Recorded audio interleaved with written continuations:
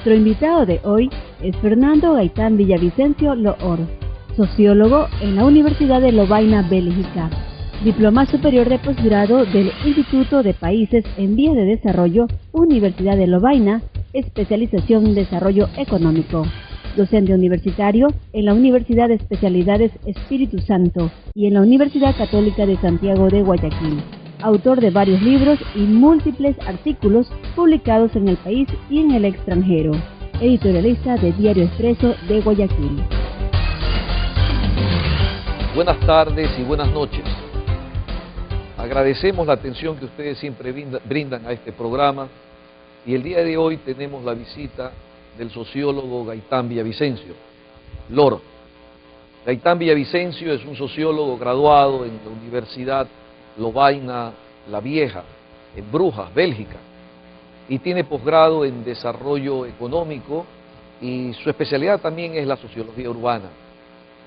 Gaitán es profesor de la Universidad de Guayaquil, profesor en diferentes universidades del país, profesor en posgrados, un hombre que ha trabajado en algunas publicaciones y además un constante hombre de tertulia académica. Vamos a conversar con Gaitán esta tarde y noche y nuevamente gracias a ustedes por su atención. Gaitán, estás visitando nuestra universidad, tus primeras palabras. Bueno, que estoy bastante sorprendido, en primer lugar por el avance físico y en segundo lugar porque veo que están haciendo una obra realmente titánica para tratar de cambiar la calificación que hace creo que un año le impusieron, el SEACE, ¿no? Hace el año 2009, ¿verdad? El año 2009. Bueno, los cambios en el país se han venido operando en diferentes ámbitos. En el sistema universitario ecuatoriano, los cambios, ustedes lo conocen, ustedes lo saben, tú también, son dinámicos. ¿Qué te parece? Mira, tenemos que partir de un hecho. Obviamente la universidad ecuatoriana estaba en crisis. Está en crisis. Eso era indudable. Indudable. La universidad ecuatoriana con relación a lo que venía pasando incluso en Latinoamérica. Estaba en sí, yo creo que es importante que tomemos ya tres referentes. El uno el referente UNAM, el otro el referente de la Universidad de Sao Paulo y el otro la UBA, la Universidad de Buenos Aires. Yo creo que con esos ejemplos, que realmente nos desbordan. No se diga si lo vemos a nivel de los posgrados, si tomamos el caso del Colegio de México, etcétera, o instancias de multinacionales, del sistema multinacional de Naciones Unidas, como el caso Flaxo o la propia Universidad Andina, Hasta el año 2008 es importante recordar este dato. Teníamos un sistema de acreditación, de alguna manera en marcha, y se produce lo de Montecristi, la Asamblea de Montecristi. Hasta ese momento estaban acreditadas dentro del sistema de las 68 universidades, 6 o 7. Y de los posgrados, de los programas de posgrado, solamente había uno, y habían como 800 en marcha.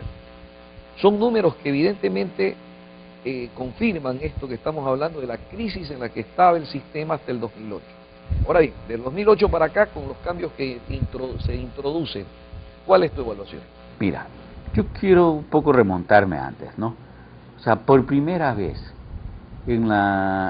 se constitucionaliza la calidad de la educación universitaria con la Constitución del 1998.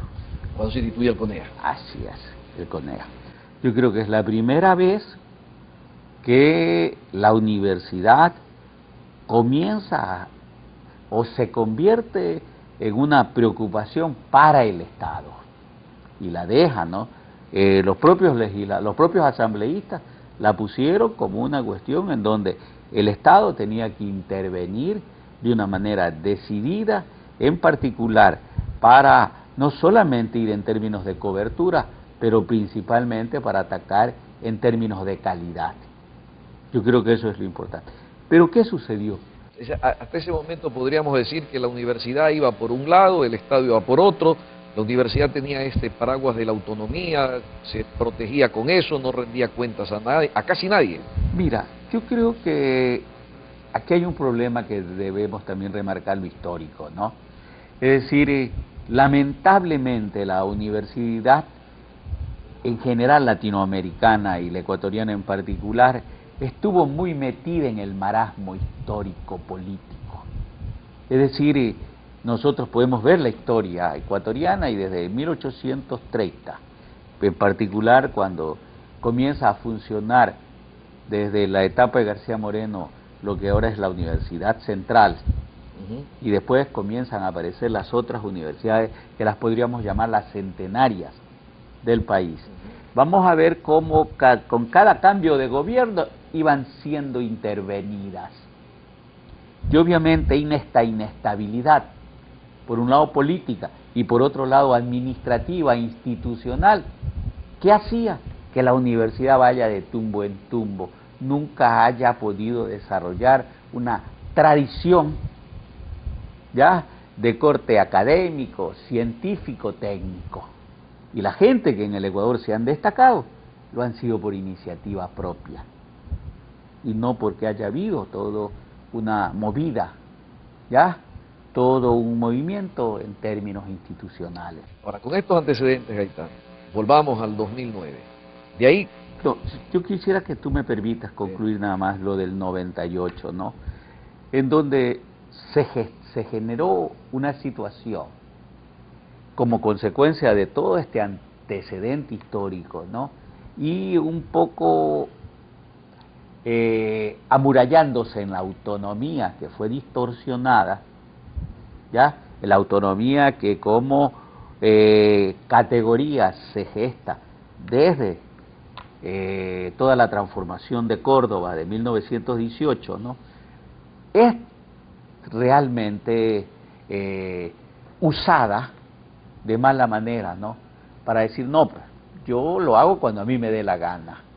Y eso, y además los conflictos internos y el hecho de que solo tardíamente aparece el reglamento, la nueva ley y la ley, ya por un lado la ley que reglamenta toda esta cuestión de la existencia de dos estructuras paralelas y del mismo nivel, como era el CONESUB y el CONEA, y actitudes de un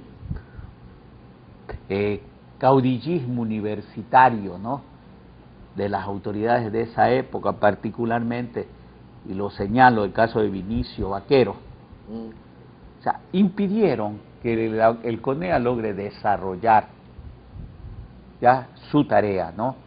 Y obviamente, pero durante toda esta etapa se desarrolló una tarea muy titánica, como fue la de hacer todos los reglamentos, todos los instrumentos que permitan todos estos procesos, ¿no?, tanto de autoevaluación, como de evaluación, como de acreditación final. Ya, todo ese tomó toda esta primera etapa de este periodo de aproximadamente 5 años. Y que si ustedes observan, más o menos se conserva el esquema, obviamente, las nuevas directorios del CONEA y después de lo que se llama el CHA, lo han ido mejorando, ¿no? Pero yo resalto esto, ¿no? Obviamente no se le dio toda la autoridad, ¿ya? Ni siquiera en ese sentido también hay que rescatar, no hubo por parte del Ejecutivo todo el apoyo de la época, ¿no? De la época para que pueda cumplir su tarea. Pero obviamente se da una situación diferente a partir del 2008, como tú lo señalas. Estamos dialogando con Gaitán Villavicencio. Gaitán, formaste parte del CONEA, tú, ¿no? Estuve en el primer directorio en representación de Fundacit. Lo que hoy sería CENESIT. De lo que, digamos, que vendría a ser sí, pero que en esa época era el Consejo de Ciencia y Tecnología, que estaba totalmente diferente a lo que era el CONESUB. Claro. Entonces, yo creo que vale esa puntualización. Con estos antecedentes, vamos a regresar en breves momentos para continuar con el diálogo con Gaitán Villavicencio. Regresamos.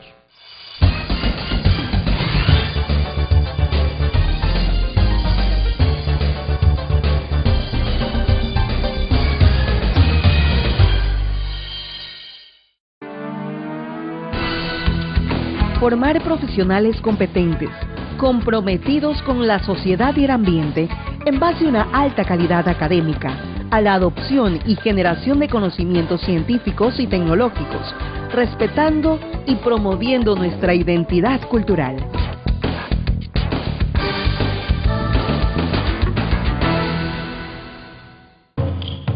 Ven a conocer el centro de galerías paleontológicas más importante del Ecuador.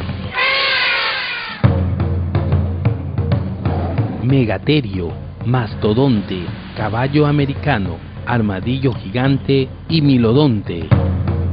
Quedarás impactado de ver una extremidad de mastodonte juvenil y una osamenta gigante de megaterio de 4 metros de altura, algo nunca antes visto en nuestro país. Ciudadela Universitaria, vía La Libertad Santa Elena.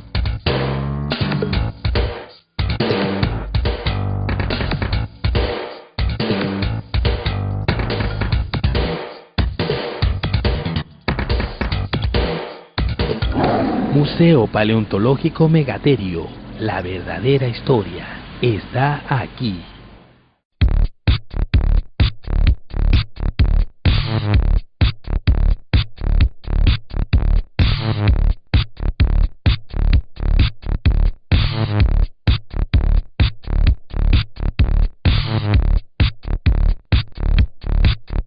Visita www.ucse.edu.es.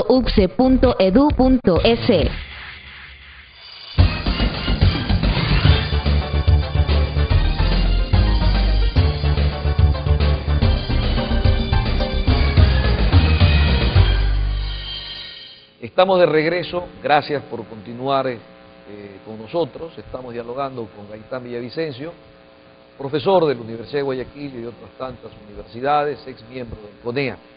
Gaitán, dejamos el diálogo en el 2008, 2009. En 98 la Constitución incorpora al CONEA, con todos esos detalles que tú nos acabas de puntualizar.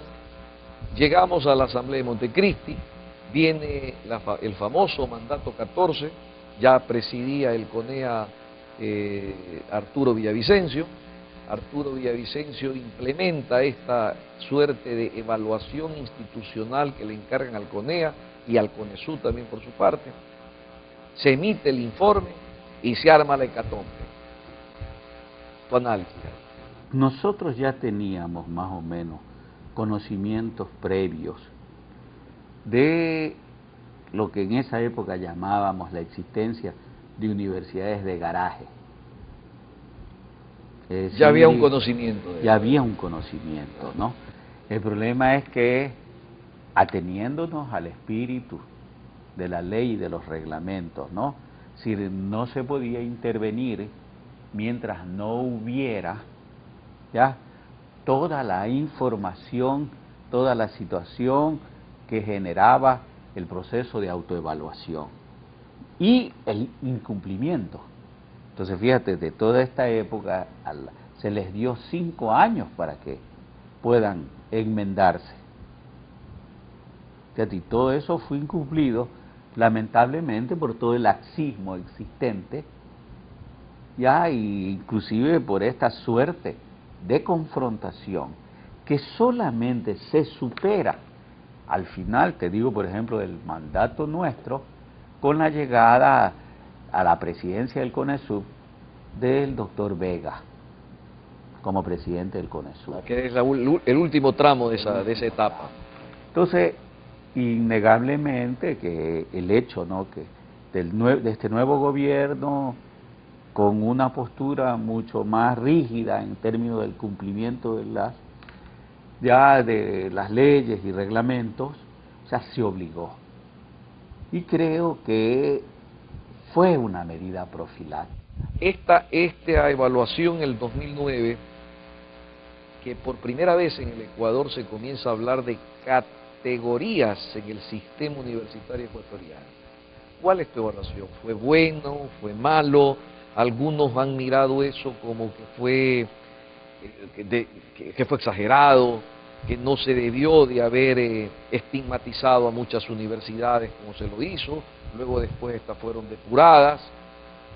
Bueno, porque la evaluación que se da a conocer el 2009 no concluye ahí, sino que luego viene otro episodio que llaman de depuración, y eso ocurrió recién en abril del año pasado. ¿Cómo observas este tránsito de toda esta operación? Mira, en los procesos de evaluación, ¿no?, hay, si tú quieres, tres grandes contenidos, ¿ya? El uno es el de el diseño y todo lo que éste conlleva. Obviamente, tú estás ante técnicas, ya, procesos técnicos que son perfectibles. Obviamente que tienen falencia. Mira, en eso nadie puede discutir y decir que hay una técnica perfecta. No. ¿Me entiendes? Toda tú le puedes encontrar la quinta pata al gato. Pero la cuestión era un poco ponerse de acuerdo, ya, en ese instrumento. Porque eso es la evaluación, un instrumento. Para mejorar o para acreditarse, como ahora se exige. ¿Cuál es el segundo componente que es la aplicación? Ahora, ¿qué sucedía, no? Que obviamente por todo este laxismo y toda esta quiebra institucional, o sea, porque vivíamos un permanente proceso de desinstitucionalización del sistema universitario, provocado por los mismos gerentes propietarios, tanto de universidades privadas como públicas. Y este calificativo se lo indilgo a los dos. En los dos ámbitos, ¿no? En los dos ámbitos. Sí, habían ese tipo de actitudes. ¿Qué provocó, por ejemplo, actitudes tan bárbaras, repudiables, ilegales, inconstitucionales, que un grupillo de rectores y vicerrectores, ya, quisieron también, no solamente ellos convertirse, ya, en la gente que regían entes que iban a ser evaluados, sino querían convertirse también en evaluadores. Fíjate hasta dónde se llegó, a qué nivel de barbarie. En esa época, antes del 2009. Entonces, yo quiero eso remarcarlo. A dónde la miopía y la obsesión de poder, de perpetuarse de algunos gerentes propietarios, rectores, por eso le digo públicos y privados, los llevó a cometer ese atropello a la sana razón. Ahora, de esa época de desinstitucionalización, de gerentes propietarios, casi pues hasta de anarquía en el sistema, pasamos a este otro momento de la hecatombe, como podríamos denominarlo. Lo he utilizado dos veces la palabra, pero lo que quería graficar es el gran impacto que produjo en el país el informe de Arturo Villavicencio y luego el cierre de 14 universidades. ¿Cómo nos encontramos hoy? Por eso te digo, si tú me permites que siga en esta lógica, ¿no? Entonces, fíjate, eso produjo, ¿no?, este segundo elemento. Bueno, yo tengo que aplicar la evaluación, pero en este contexto, ¿ya? En este contexto que obviamente ya había sido subsanado con la introducción en el directorio, como presidente del directorio, con nuevos actores, ¿no? O sea, que no tenían ninguna vinculación con la administración de las universidades. ¿Ya? Y pasamos a esta cuestión y obviamente yo creo que en ese sentido hubo una suerte de sorpresa. Nadie esperaba, ¿no?, una cosa. El ecuatoriano común y corriente se sorprendió frente al informe. Al informe, ¿ya? Y pasamos al tercero, las consecuencias del informe. Ya, la clausura. Las clausuras de las universidades, que también sorprendió al país. Innegablemente. Innegablemente. Yo no suelo repetir esta frase, esto de que el tiempo nos acosa y que el tiempo es oro en televisión, pero estamos concluyendo la etapa de diálogo con Gaitán. No quiero dejar pasar. Estamos ya en esta última etapa. ¿Cuál es tu evaluación en este nuevo proceso que inicia el sistema universitario? Ya clausuraron 14 universidades. Ahora esta nueva etapa le llaman fase de acreditación de las que quedaron, las que quedan, públicas y privadas. ¿cuál sería tu expectativa? ¿Qué deberíamos esperar de este nuevo proceso? Mira, yo pienso que aquí el proceso no es un proceso de velocidad. No debería ser. No debería ser una Pero cuestión está siendo de velocidad. A mi criterio sí, ¿me entiendes? ¿No? Las metas son demasiado cortas frente a lo que ha sucedido. Yo creo, y en eso es una de mis críticas, ¿no? Es decir, no se ha tenido en cuenta que este proceso realmente arranca desde el 2002. Cuando se conforme el CONEO. Cuando comienza a funcionar el CONEO. con solo 4 miembros el CONEO. Ya. ¿Me entiendes? El 98 estaba en el texto constitucional, claro, pero realmente arranca el 2002. Mira, el que hizo realmente eso fue el presidente Noboa. El presidente Noboa dictó el decreto ejecutivo para que pueda funcionar el CONEA. Entonces, yo quiero señalar eso. Es decir, el tiempo que ha transcurrido es corto para una cuestión que tiene... 11 años. No, para un proceso de universidades que han funcionado mal históricamente. Es decir... En términos de historia, digamos, 11 años del 2002 al 2013 es nada, ¿no? Es nada. Entonces, yo pienso que no se ha guardado esa perspectiva. Y me parece, y eso yo exhorto, ¿no?, que nos podemos perder la oportunidad histórica de realmente poder lograr conformar y consolidar un sistema universitario, ¿ya?, que aspire a tener calidad en el futuro, si obviamente queremos enrumbarlo con un criterio cortoplacista. Tú me hacías un comentario que te habían hecho de las universidades israelitas, que les tomó 60 años para ellas estar en el ranking de las 100 mejores.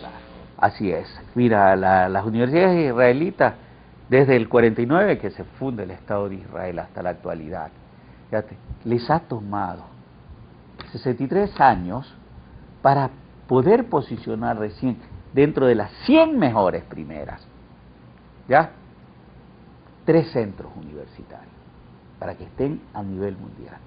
Es decir, y con permanentes inversiones, es decir, con sólidas políticas de Estado. Entonces, a mí lo que me preocupa es que por andar mirando réditos electorales, por andar pregonando resultados inmediatistas, es decir, se impida consolidar, fortalecer una política pública de educación superior, donde tienen que estar ahí sí todos los actores. Inclusive no es posible que en el sistema actual nuestro no estén las empresas. Entonces, yo creo que de esa manera realmente vamos a tener cuestiones muy débiles, vamos a tener resultados no deseados. O más bien esas marchas y contramarchas, decisiones que se toman, luego que se vuelven a retocar, se vuelve a retroceder, se vuelve a caminar, lo que está ocurriendo ahora. Claro, como lamentablemente es la postura que se están asumiendo entre el CENESID y el CES, ¿me entiendes, no? O sea, si no miremos inclusive hasta la última noticia, ¿no?, que acaban de suspender la toma de exámenes por el sistema nacional, ¿ya?, y lo están difiriendo para otra fecha.